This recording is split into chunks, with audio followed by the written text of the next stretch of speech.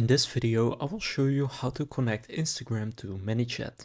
So first you want to have a Manychat account and you want to have your Instagram account open. Now once that is the case, what you want to go and do is click settings right here.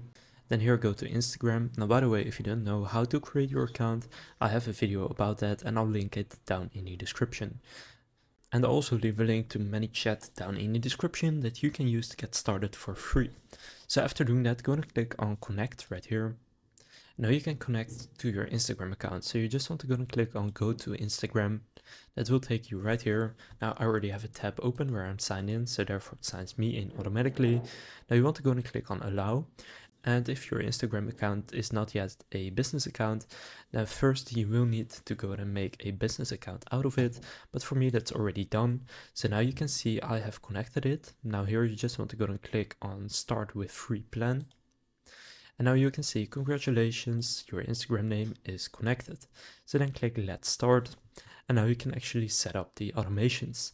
I also have a video about how you can do that exactly. So I'll also link that down in the description.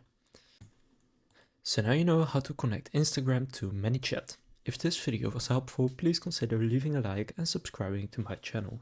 And with that being said, I will see you in the next video.